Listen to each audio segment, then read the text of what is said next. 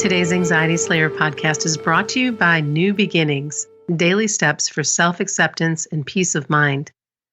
If you want to wake up each day feeling good about yourself, energized, happy, peaceful, if you want to shed layers of protective armor wrapped around your heart, this supportive course is for you. Join us on this journey of deep self-care work. Save 30% for a limited time with the coupon code NEWYEAR. Learn more at anxietyslayer.com. Welcome back to the Anxiety Slayer podcast. I'm Shan Vanderleek, here with my wonderful friend and co-host Ananga Sivyer. We come together weekly from Kent and Leelanau to share Anxiety Slayer sessions with you and answer listener questions from our inbox and Facebook page, as well as our private Facebook group. Together we share a powerful collection of techniques to reduce anxiety. Hello, Ananga. Hey, Shan.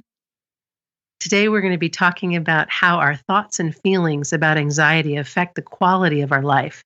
We'll be looking at the benefits of clearing resistance and resentment towards anxiety, and how that frees up our energy to start taking action steps toward feeling less anxious and more hopeful. Here we are in the new year, and I think this is a great place to start because it's so natural to go to that place of resenting anxiety and how it makes us feel. Yeah, it's something I learned from chronic illness, the difference, how I felt about myself in that experience from day to day. If I could be at peace and accepting and do the best I could with it and have the sweetest day I could with it, or whether I just felt sick and tired of feeling sick and tired, not wanting to wake up in pain. And when we're pushing against and objecting to what's happening, it just doubles our suffering. It's that second arrow teaching that we've sometimes shared from Buddhist psychology. So our anxiety, that's the experience, that's the first arrow, but how we respond to it, how we feel about it, that's the second arrow, the thoughts and feelings we're having about the factual experience. And it's that responding, it's that second arrow, the reaction, that causes us the most pain. And some of those thoughts that keep us stuck in anxiety that we hear often are, I will never be free from panic attacks, or I know I'm stuck with anxiety for life, or I've tried everything and nothing works. The latter being what we hear, I think, the most of. But these are beliefs. They are not facts, and beliefs can be changed. Freedom from anxiety begins when we challenge those beliefs and start to look beyond them. Yeah. You can see how, feeling that I'll never be free from anxiety, I'm stuck with this anxiety for life, how hopeless that can make us feel and how solid it makes anxiety feel. Those kinds of beliefs, when we declare them, we're etching them into our mind, and it really bolts anxiety down as a much more solid and confining experience. It sure does. And that's why it's so important to break through the wall of anxiety. And that's what we're here to help you do. When you see anxiety as an enemy or personalize it by saying you hate it, you are giving anxiety power over you. It becomes something you have to fight or you resent. And feeling that way about anxiety puts you in a victim mindset. You continue to feed your anxiety, exhaust yourself, and you just feel really bad. And we've all done it. It's a default setting of the suffering mind. You don't like how you feel, so you declare it. I hate this. I don't want to feel this way. But anxiety isn't personal as much as we think that it is. It's not. It's just not. It's not listening, and it's not going to back off and leave you alone unless you take action, unless you make the choice to deal with it by taking action. Yeah. Otherwise, we're just pouring petrol on the fire. We're saying, there's fire. I hate the fire. The fire's too hot. The fire's too bright. I don't want this fire. And all the time we're just feeding it. We're throwing more wood and more fuel on it and increasing the experience. It's the easiest thing to do. And for most of us, it's actually our default setting is to do that. And we don't always even know we're doing it. So that's why these conversations, I think, are so important. To look at this. These kinds of teachings have helped me so much with anxiety and with chronic illness. They've really helped me cope and improve the quality of my life, even though stuff was going on that I was unable to control, still you can change a lot more than you often realize. So we often talk about Ayurveda, India's ancient science of life, and it's my favorite place to go for teachings on the mind. And there are two challenges for the anxious mind that I've learned from Ayurveda that have really helped me. One is that the mind tends to form grooves, like an old record. Our thoughts carve tracks that our mind just falls into and plays over and over again. We have these thoughts come up in our mind and they're kind of automatically running, very hard to change. That's one thing that the anxious mind very easily does, is it forms these grooves, this broken record playing in our head. The other thing the mind does that's very challenging to deal with is it tends to have a negativity bias. And that means it's particularly drawn to the unhelpful thoughts and the beliefs that aren't helpful to us, that don't serve us well or even harm us. And it likes to replay those and ruminate on them.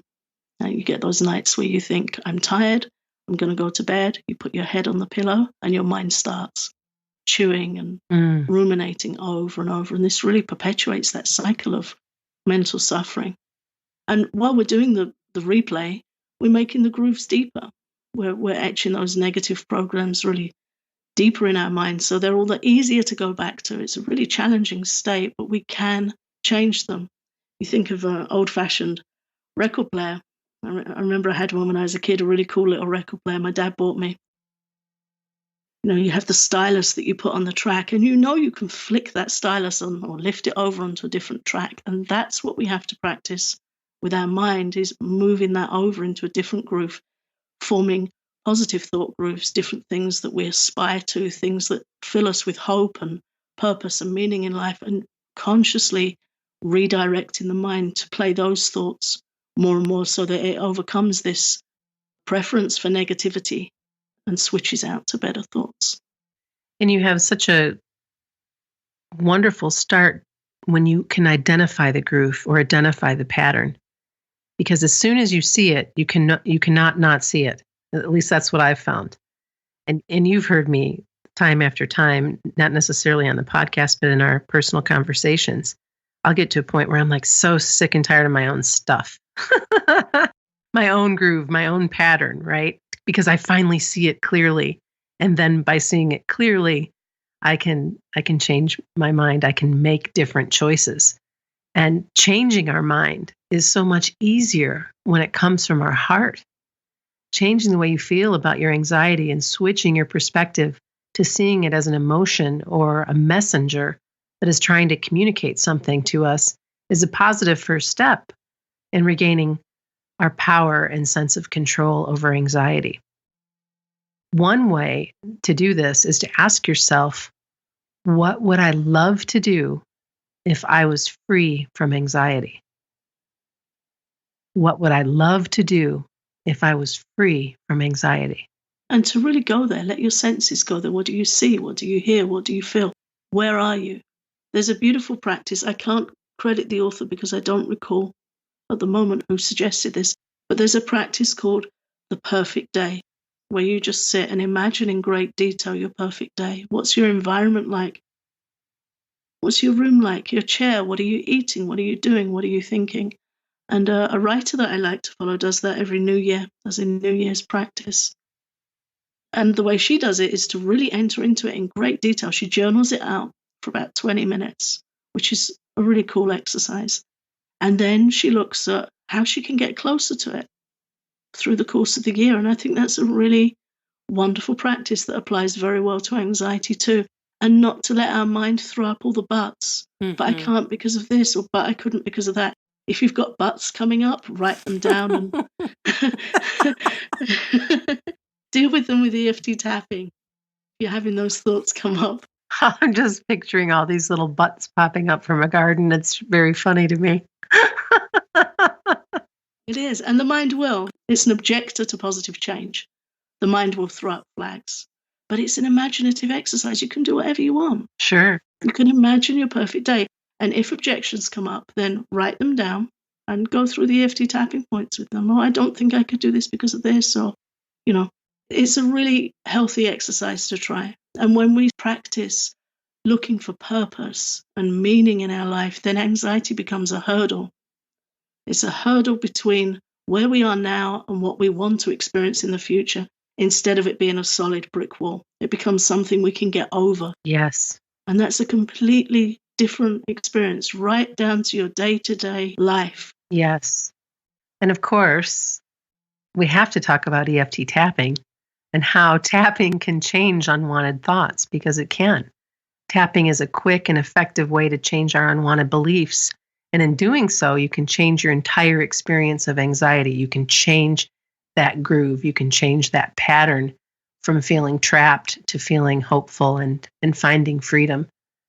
You can try it by yourself with a book or a course. We have many courses that can help you with EFT tapping, or you can work with a practitioner like Ananga for support to make sure that you cover all the aspects of the thoughts that are affecting you. Tapping for our beliefs about anxiety is a very interesting exercise that can key right into calming general anxiety.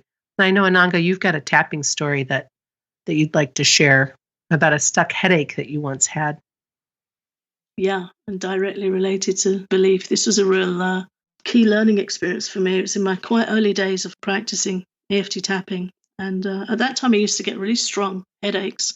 And sometimes when they would start, I'd start to feel a little bit anxious because I knew that they could escalate quickly in the direction of a migraine. Sometimes I'd just be propped up in bed in extreme pain for hours.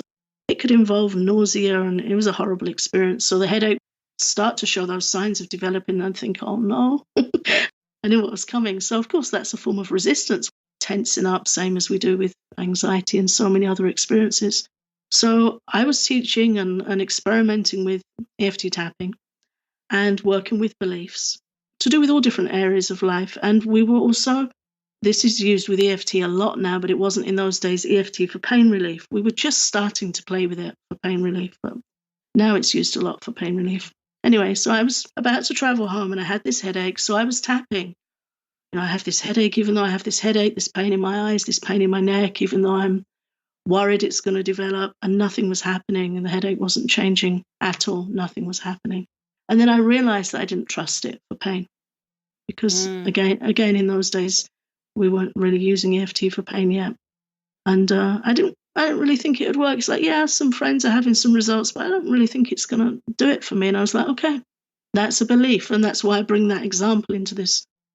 Okay, I have a belief that EFT isn't going to help me with my headache. So I just tap for that, even though tapping on the side of my hand, even though I don't believe EFT is going to help my headache, I accept myself. Even though it's helped others, I don't think it's going to help me. Even though I feel stuck with this headache, and I started tapping through the points. And as I did so, the headache began to ease more, more, and more. And I was quite fascinated just from tapping on that belief. So that's why we say tapping for your beliefs about anxiety is an interesting exercise that can key right into calming anxiety itself. Because if you believe, I'm stuck with this forever, or if you're going into loving relationships with your friends and family thinking, they think I'm high maintenance and I can't do anything about it, and you can change that belief, it changes so much. It really does. I have a tapping story as well about beliefs that you were a witness to, Ananga. And that was, I guess it's been a couple years ago now. I went to see my nurse practitioner and they took my blood pressure and it was super high. And the nurse and the nurse practitioner were both kind of freaking out about it and wanting me to potentially go to the emergency room to have it checked out. And it what it did is it kind of kicked off this pattern for me of, oh my goodness, my blood pressure's high. So I would stop at the local clinic here and they would so kindly take my blood pressure. And then I need to get a blood pressure cuff. I didn't go to the emergency room because I felt fine. And after being in that environment, it seemed to come down. Well, anyway,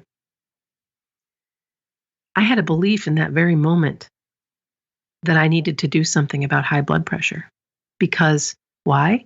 Because I trusted my nurse practitioner. I trusted You give so much trust to doctors and nurses, and many of them absolutely deserve it, but we also have to check in with ourselves.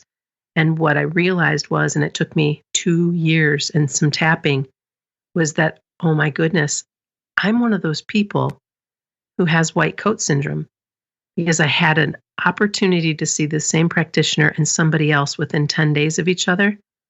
And took my blood pressure leading up to both appointments. And sure enough, it was just fine until the appointment. And then it was super high. And on the second one, I even drank magnesium before going, and it was still high. And when I got home, and my doctor, this is a different doctor, it was this, who said, "It's really nice to know your body, isn't it?" And I thought, oh my gosh, there was like, that was a key. I was in this pattern of fear and concern. And do I still check on my blood pressure? Absolutely, because there is some high blood pressure in my family. But on a day-to-day basis, or on a every other day basis, or whenever I check it, it's just fine. And my doctor says it's really okay if it's in this area. Even though that isn't the ideal number, I'm not worried about that at all. Carry on. And so you helped me identify that trust and that belief from years ago and tap through that and release that and understand this for what I think it is right now at this point in my life, that I get an elevated blood pressure reading when I go to the doctor, like so many other people do. Yeah.